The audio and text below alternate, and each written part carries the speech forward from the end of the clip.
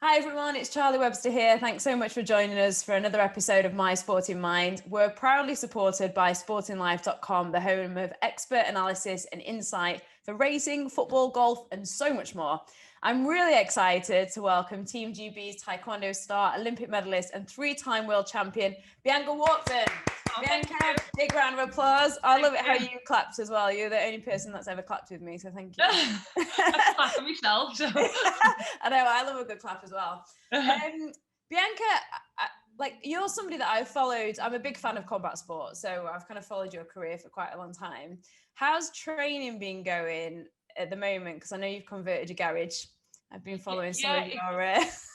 To be honest, it has been a little bit difficult when we wasn't able to train in the gym, especially for the first lockdown. We transformed the garage into basically a full-on UFC Taekwondo ring, like a small version. And I think at first it was all exciting. It was good to train at home. It was nice to do something different because we're always in the gym every day.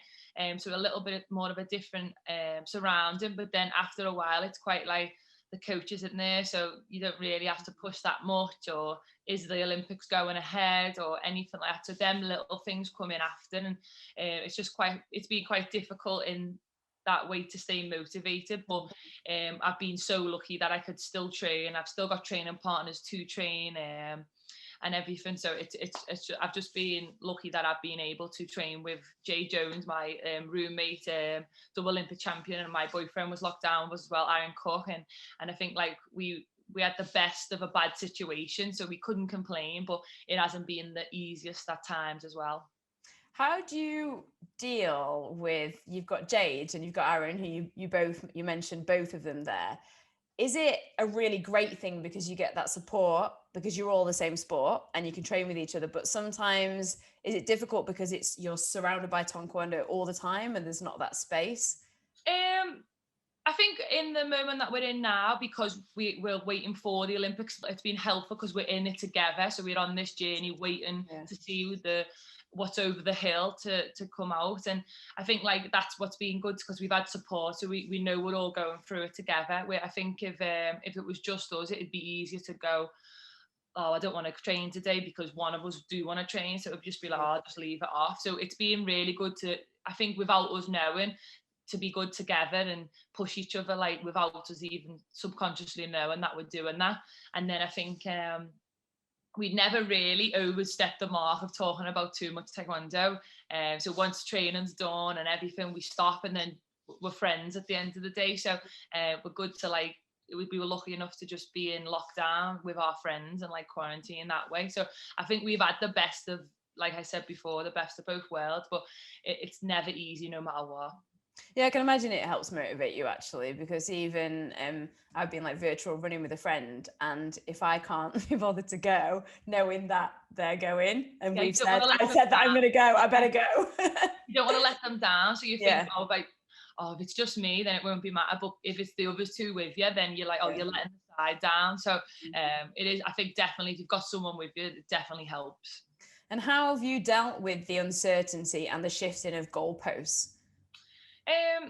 At first I was absolutely devastated. Like I didn't really know what to do. Like I was like, well, what's the point training at all? Like there's no point. I've done this for my whole life to come up for this moment again, and it's been postponed, and we don't really know if it was going to get cancelled or not at the time. So I think like at first we were just heartbreaking and thought like, what's the point? But I think now that it's come on, and the way like the new normal is horrible to say, I think like it's been a little bit more like fingers crossed for the next one, because now we've got another goal. And I think like if anything happened now, I think it would be even worse than the first time, because we've done it once, and then doing it again it would be just even worse. So I think it's been difficult at times, but you've just got to try and be like, it's still on, you've got to keep going, because if you don't think that someone else will go out and train harder and get the Olympic goal that we want. And I think that's the only thing keeping me going. If I don't do it, someone else will. So just make sure you're ready all the time to go for it. And for you, how do you feel about that Olympic gold? Because you're so decorated. It's crazy. You've won so many medals, but the Olympic gold is the one Yeah, that's like the missing. Is last it kind thing of like I a bit of a need. bugbear? Yeah, it's like the last thing I need. And like I was happy with my bronze, but not really. Like it's not the colour I want. I want to put it away, give it in, and hopefully come back with a gold. Now literally I've finished the whole set, and I think like I don't know, words wouldn't describe it, because that's all I need left. It's like just something I'm trying to grab for the last moment, and fingers crossed it all goes ahead and I die trying for it. So You said, "Oh yeah, I was pleased with the bronze, but it wasn't what I wanted." You didn't look very pleased. no, I wasn't. You looked absolutely good. I went out. I remember finishing off, and I was just like, "Oh, what's the point? Like, don't want to do this now." Like, I already had one goal in mind, and it was gold. And my coach was like, "You can't think like that. It's a massive achievement, and you've got to turn that bronze now that you want to go out and fight for into your new gold medal." And it was horrible to take at the time. And I remember walking out like a spoiled brat, really. Like, I don't want to be, don't really want to fight. And then I just, up until that point, I didn't really want to go for it. And then I remember walking out to the crowd, and I see me family in the corner. And normally, like, I don't see them all the time in competitions, but I see my little brother. He's not that little, but he's younger than me. And I just seen him, and he looked at me and was like, "Come on, like fight for it." And I thought, God, if I don't do it now, then what was the point of them coming or watch me, or what's the point of me showing what I've trained for all this time? And I'll never forget that look on his face, because honestly, I've never fought so much for something after. And then once I knew I had the lead, I was just a bit like, "Oh, I've done it, thank you." And then deep down, I am made up that I did go for it, I did fight for it, and I've come away with a shiny bronze medal. So, Do you think you put like almost too much expectation on yourself sometimes, because it's like win or nothing? no. Yeah, I think like it's sometimes I need to stop and be like, "Bianca, you've done fantastic." Like, I don't think I have until I have finished what I want to do. And I think like that's hard as an athlete, but at the same time, it's something that drives me to make me become what I want to be and the best at that time. So I think like with pressure, I'll always have pressure myself, because I put it on myself to win gold all the time, and no matter what. Or I've won gold, and I didn't even like the way I fought, or I was not very happy that someone got more than 1 point on me, or something like that. Where sometimes it can be quite a bad thing as well. But I think like I've got to have the balance of remembering like sport is sport. It's the roll of a dice. Like, anything can happen, and that's why it's entertaining. So I've just got to give my best and hope that I can come out and get the gold on the dice. Fingers crossed. How much have you learned from that experience now, looking back? I think because it was so close, it was hard. It was like sudden death in the semi-final, and then sudden death is the first person to score, and then in the fourth round, which is like you only get the fourth round if it's equal. So for it to be that tight was just like, if anything changed in the wind or the steps or kicks, anything could have changed, and it could have been the other way around. And I think like that has made me realize like sport, it's not like you can't take it for granted. Like, you can go out there and like on paper be the best in form, best in shape and mentally, but it just doesn't go. You have to find a way to make sure it happens, because that's what the good thing about sport is, to be entertaining, and the underdog wins or the champion wins, or just something just doesn't happen that time. So I think like that's made me realize mentally, like, all I can do is my best and give everything I've got, because you could kick the head 1,000 times and it just doesn't go up like for that day, or the referee says this or anything. So I think if anything, mentally, it's made me realize like nothing's for granted, and you've got to go out there and just give everything you've got, and hopefully, and fingers crossed, you do your best. That's what you can do. Yeah, because there's not everything you can control in that environment. How have you dealt with the losses? Because, correct me if I'm wrong, but you strike me as somebody that's kind of, up there or then quite low if it hasn't worked your way. How do you deal with those emotions and come back from that? Yeah, like, it's everyone sees all the happy times and the wins and everything, but if something just doesn't go right, or I don't win that comp, I'm absolutely devastated straight away. Like, I wear my heart on my sleeve, and straight away you'll know straight away by my face. Like I'm never smiling if I'm on a silver or third. I'm just like, I wish I was waiting to see. But I think like all you can do is your best. Like you shouldn't be so hard on yourself. And I think like in the years coming off, like I shouldn't take myself for granted, because that's all I could do, my best on the day. And if that's all I can do, I can live with that. I'd rather live myself and give the best I've got and die trying than not try. And I was never happy with the situation. Does that make sense? So yeah, I think like it is hard to deal with, even in training. If I get one shot wrong, I'm crying for the rest of the day. Like I just want to go back to the gym straight away. But it is very hard to balance. But I've always got to remember and put myself back, and to be like, no, all you can do is your best, because it's life at the end of the day, and I've got to be happy. So if I do my best and give, fingers crossed, my best as the goals, I'll be more happy with that. Yeah, because you use that phrase like die trying quite a lot. Where's that drive come from then? To be fair, it's mainly from my dad. My dad comes to the competition and everything, and always message me, and all he ever says is no mercy, like go for it, die trying. Like, oh my God, have you been watching Cobra Kai? Yeah, like literally, like I think he no got mercy. it from that ages ago. Like, and now ever since that, it's been stuck in me head, and it's been like no matter what, go for it, because it's like life or death really at the same time, because all I want is to be the best and give my soul. So then me die trying and giving that is to that limit. So if I don't believe that I give me best and die trying for it, it might not be good enough. It might be good enough, but I think every time I go in that competition, I just stand there and think, come on, they've got nothing to lose now. It's all or nothing.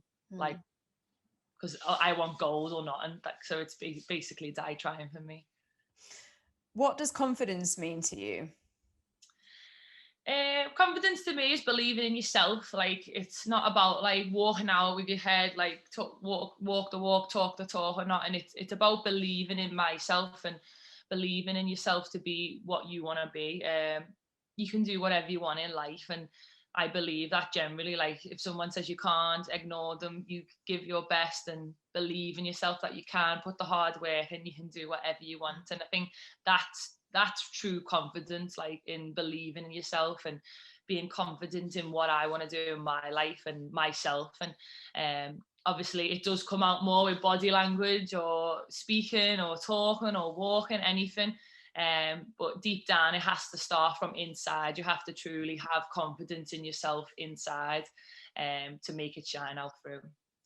Because I've heard you talk a lot about confidence, and I can imagine that's so incredibly important in your competition. You know, never mind the physicality. If you don't believe in yourself, then you know you get a disadvantage before you've even done anything physically. How have you gained that confidence over the years? Because I can imagine it's not just something you click your fingers and get. I think like like you said, if you go out to the competition, I stand in the ring and I look timid, like I don't want to be here. I don't. People like your opponent will sense that. Like I do it now. If I see someone, they just don't want to be there, I'll be like, you don't want to be here. Like, take advantage of it because it's a fight. I want to be the best. I want to take over. So I think like if you show that with your body language, like you said on the ring, it's you've already lost half the battle. So you've got to truly believe it and not just act, because you can act it and walk it, but then as soon as something hard comes and a bad situation happens, that's where it shines through, because you've got to be confident to pull yourself out and pick yourself up and do it again. So yeah, just if you don't believe it at first, try and act it, but you've got to truly deep down believe, because it is hard, and it's always hard. Like sometimes I really am so nervous. I don't want to be there. I think, oh my God, I'm going to lose. What if I'm not good enough? What about if it goes? Everything like that comes in your head, but you've got to be able to like trust yourself, believe, and stop and like live in the moment and truly believe that if I just do my best, then hopefully it'll come through. And then I think with me doing that, it's proved that confidently, if I believe in myself, it comes out. So that's truly what I mean about confidence. So do you still get that mental chatter? Yeah. That doubt you do? You're gonna lose, you're gonna lose, you're gonna lose. I'm like, oh no, I'm gonna lose. Just talk to myself.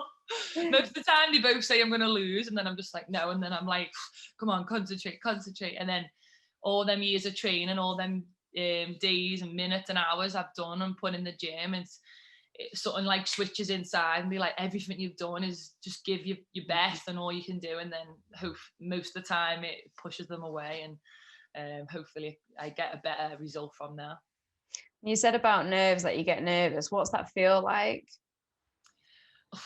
It's horrible. It's just more like it's quite like pressure. There's a lot like you just don't want to be there. You just want to run away. Some people want to run away. They just want to stop. They just want to shut down or anything. And everyone's so individual of getting nervous, or you get sweaty or hot. But I think like for me, it's just more just like, oh my God, I can't breathe. Like I end up starting trying to bathe as well because I'm nervous that much. I'm like at the ring, like, oh, I feel sick. But then as soon as that hand goes, for some reason, that referee's hand goes to say go, it goes most of the time because mentally I've prepared myself for these situations over and over again.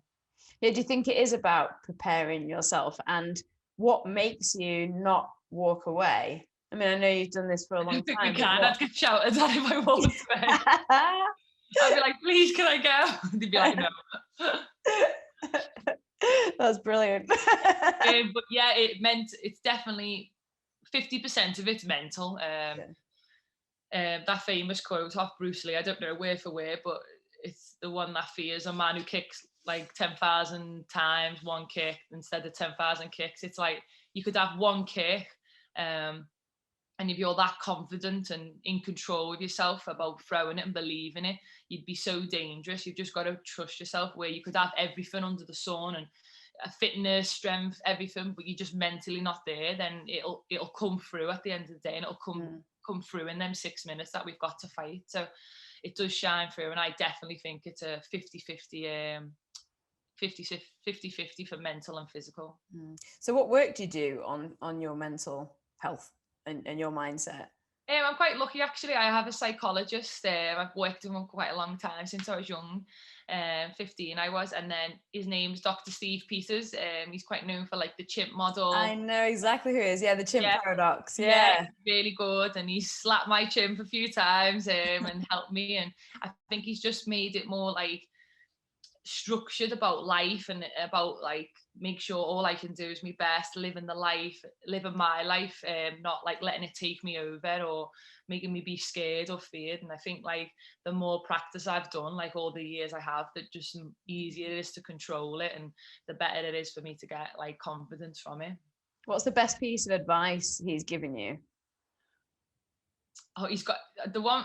There's so many at all, but the best thing every time I see him, I think I've heard every answer that he's ever heard because I've seen him for so long.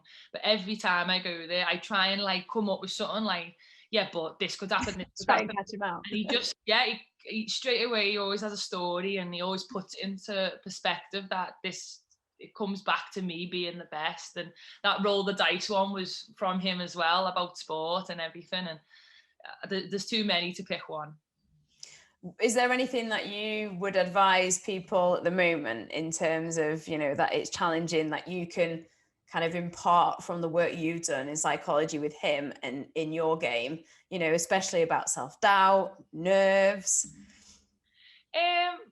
It's hard because everyone's different in the mind, everyone's different in their approach to everything. But the best thing that actually just reminded me of something, the best thing he ever said was, if I had to pick anyone who I wanted to be in the whole world and go out there and fight in the competition, who would I pick?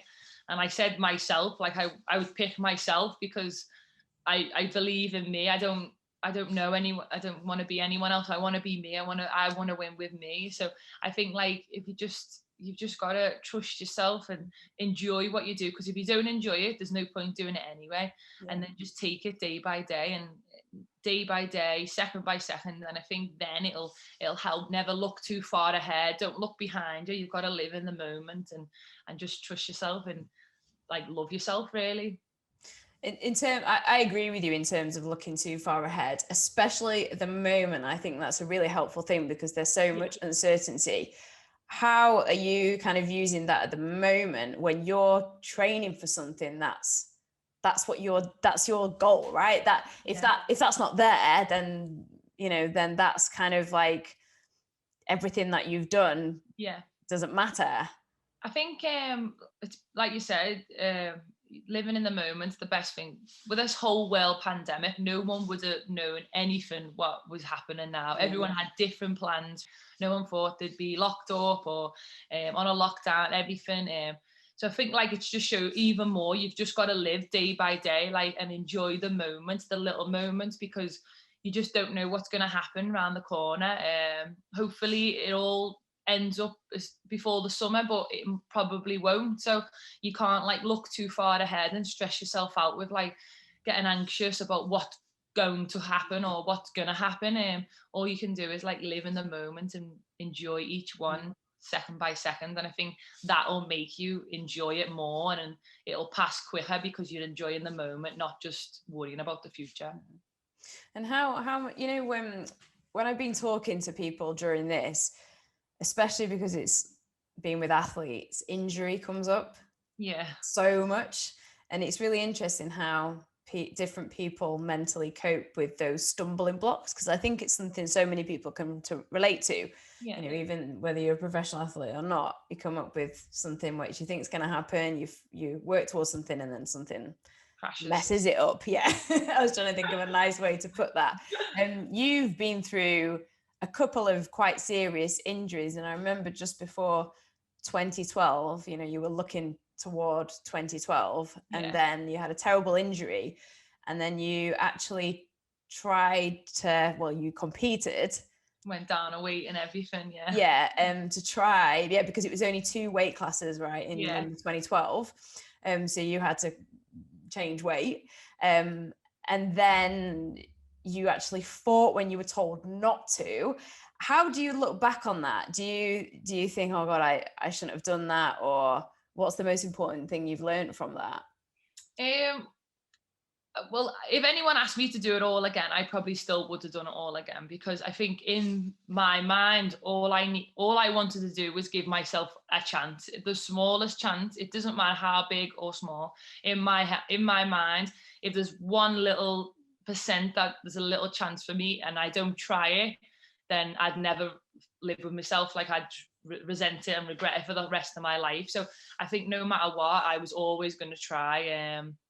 Even when people said no, even when the surgeon said like, no, Bianca, do not fight. Straight after my ACL, I was on the mat fighting in 2.5 months. And that's like unwritten in the ACL reconstruction. And I think like it showed me, if anything, like anything is possible, because realistically, even though I didn't go to the Olympics, people said I wouldn't get fit, I wouldn't get my leg back, I wouldn't get the strength back. And I got to do all these little milestones and overcome things that people said I couldn't do, because I just believed in that one little chance. And it didn't pull off for me, and I didn't go, and I didn't make the team in 2012. But I think if anything, it showed me how determined I am to take each step by step. And then if anything, it helped my rehab ability to go for the next year and the next cycle after that. So then the second time I did my ACL in 2014, it was like, oh, as I say, like, it's not that bad anymore, because I went through the hard way. I pushed it that much, and it was like I wore the t-shirt and was like, okay, I'll do it again. Yeah, that's interesting, because I'm going to ask you about that one, because you've said in the past that second injury was the one that made you who you are. What do you mean by that? Yeah, definitely. I think that's when I figured out, like, mentally, all them little stones I went through and all that belief in myself all made me, it just like clicked from 2014, because it was like, no, I am a good athlete. If I work on my mental side just as much as my physical side, then it helps it balance it out. Where all I used to believe was, if you're physically good, if you do every kick, then you'll win, like you'll just win. But it doesn't work like that. I ended up looking at the chimp model more and my psychology more, and like piecing them together. And after that, like I became more of a better athlete because I focused on the things that I needed to be the best version of me, and instead of trying to tick every box that I could do. So I think that truly did help me become a better athlete and the person I am today from that second injury. Is there anything that you do, not in the wider context, but in a smaller context, when you're to pick yourself up when you're feeling low? You know, I know you talked about the chimp paradox, but is there anything particular that you go, you know, something, right, okay, I'm feeling like this, I'm going to do this? Yeah, if I get like nervous or anything, or I just don't like something going on, or I'm too stressed in everyday life, it's good to like write it out and write it down on a piece of paper, because you've got all these thoughts in your head flying around, trying to take over your mind. And I think for me, I like write them all out on a piece of paper, no matter how silly they are. It could be, I don't like my hair today. I write it down, like put it on that piece of paper, and then you try and answer it with real facts, like on the sheet, and then it helps you and makes you realize the truth and the facts. Like, if I don't like my hair, change it then, or just wash your hair, like do what you want, something silly. It could be anything, like or your hair does look good, you're just being silly, like anything. It could be absolutely anything. And I think like that's made me realize, like, then I stop thinking like silly things, because I've got the answer now to that silly thought or bad thought that I thought of. But then sometimes it'll be the same one over and over again, but I just try and just answer it and over again, and then eventually it goes away and it helps, and you're able to like control it more. Yeah, I do that. It's almost like, is that thing that you're saying to yourself a true narrative, or is it a false narrative? And then seeing it, you're like, oh, well, my hair's exactly the same as it was yesterday, and I thought it was fine. So maybe it's fine. Maybe it's just the way I'm feeling in my head. And yeah, I think that's really important. Yeah, so if you let it out and answer it, then it does help. And that line, what is it, like, a problem shared is a problem halved, is 100% true. Like, if you let it out and speak, and most of the time you feel a lot less like, oh, happy with that. So let it out. Because otherwise it's like in your own head. Yeah. And how do you block out the noise and the public? Because I remember when you fought, I think it was 2019 in the World Championship. And it was, I mean, I'm not saying it was controversial, but there was a lot of talk around it. And you were booed as well in the audience, because, I mean, you can probably describe it better than me, but you were basically against your Chinese opponent, who's become a bit of a nemesis for you over the years. I'm sure she loves you. And then she was ahead, and then you took it in the last minute, and some people kind of thought it was not, I don't know, sportsmanship. The right way to win. People think it wasn't the right way, and I wouldn't. So basically, she was up by a few points, and I was trying to get points, but it didn't happen. But she kept like going out for warnings or falling over. And then I remember there was like a split second in my head where I thought, well, she's going to go out. I can't win this way. I might as well try and get her disqualified, because if you're not going to fight that way or fall out, and I don't want to just accept that I've got silver. I trained all that hard. I did them 5 fights just to get there, 4 fights to get there. And then what was I just going to do? Just accept not going for it. And to be honest, I wish I never won that way. But in that moment, in that time, all I seen was, well, you're going out, so I'll just try and get more gamjungs and get you out or kick you out or anything. And eventually it just started happening. I didn't think anything more than that. I just thought, oh, it won't happen, but if I can get it disqualified, I will, and then I'll win.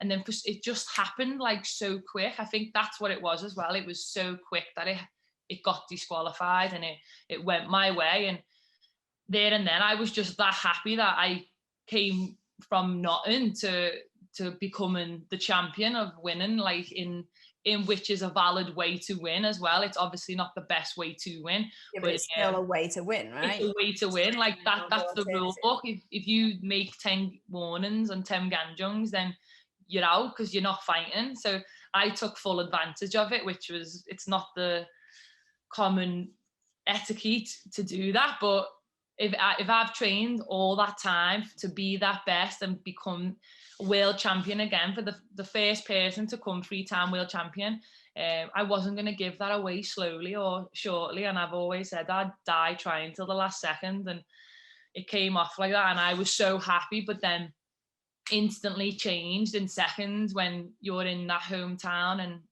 you get booed from other countries to say like I did it the wrong way, when all I did was what any other athlete would have done, to go out there and fight for the gold medal, or I would have gave up and just settled for silver.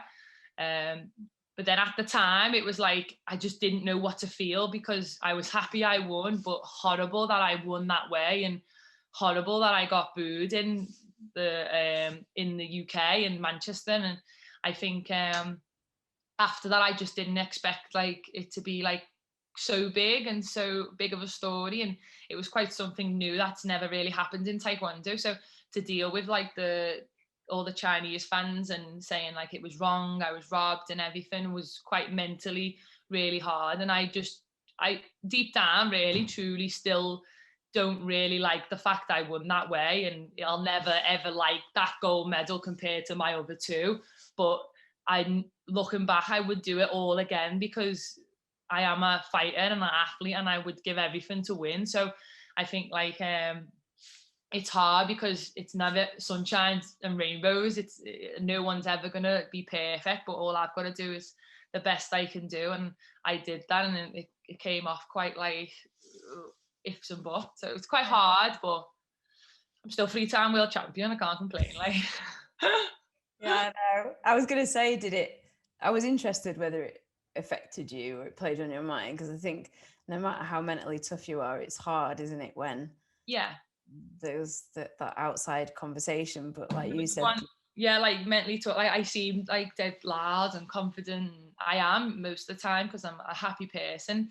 But after the competition, I went to like a seminar in Italy, and there was like loads of kids, and they all look up to me and Aaron, and we went to a seminar to help, and we just finished like this 3-day seminar, and one kid was asked about how did I feel about the boos, and I just remember I just sat there and like paused for like a minute, looked at him and burst out crying, and they were just like, whoa, like I'm so sorry. And I was like that's what it is though. That's what it, I think it was the first time I let it out to everyone. And then the sensei that was with us was like, but she's still 3-time world champion, kids, you should look at it. And then I was just like, it was nice to let it out to the world to see, instead of crying behind like doors and stuff. So yeah, it is hard, and it'll probably never go away, but it's just part of life. I suppose you've got to feel safe, right, to let that emotion out, and that must be sometimes difficult in the public to be able to let that emotion out.